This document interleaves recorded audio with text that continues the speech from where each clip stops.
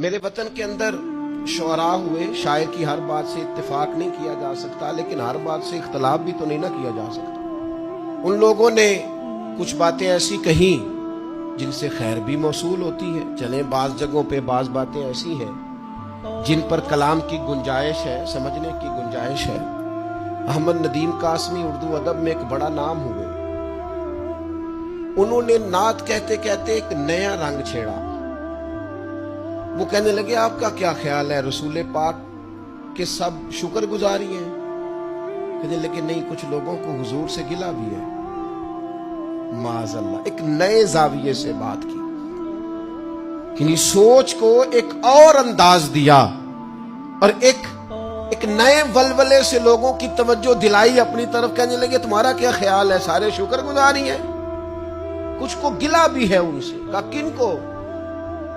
تو کہنے لگے وہ جو ظلمات فروش نہیں، جو اندھیرے بیچتے تھے، وہ جو اندھیرے بیچتے تھے انہیں بڑا گلہ ہے کہ رسول پاک نے تو نور ہی نور کر دیا، اب ان کا اندھیرا کیسے بکے گا، ان کی دکان تو بند ہو گئی۔ تو احمد ندیم قاسمی کہنے لگے اب بھی ظلمات فروشوں کو گلہ ہے تجھ سے، اب بھی ظلمات فروشوں کو گلہ ہے تجھ سے، کہ ان کی رات باقی تھی کہ سورج نکل آیا تیرا۔ رات باقی تھی کہ سورج نکل آیا۔ اور کہتے ہیں کہ پچھلے انبیاء نے بھی بڑا کام کیا ہے، اور 1 2 4 برس کا کام نہیں، ان کا بڑا کام ہے۔ کہنے لگے اب بھی ظلمات فروشوں کو گلہ ہے تجھ سے، رات باقی تھی کہ سورج نکل آیا تیرا، تجھ سے پہلے کا جو ماضی تھا ہزاروں کا صحیح، تجھ سے پہلے کا جو ماضی تھا وہ ہزاروں کا صحیح۔ ہزاروں لوگ آئے، خیر بانٹتے رہے، انبیاء کرام علیہ السلام اور ان کی پیروی کرنے والے لوگ۔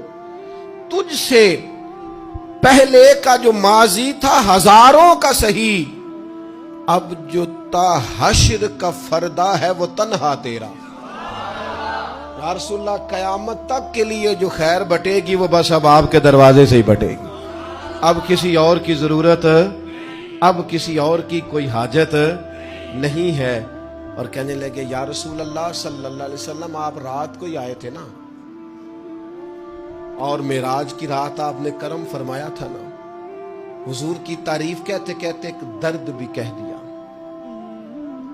ان کی شان میں نعت کہتے کہتے ایک دکھڑا بھی پیش کر دیا۔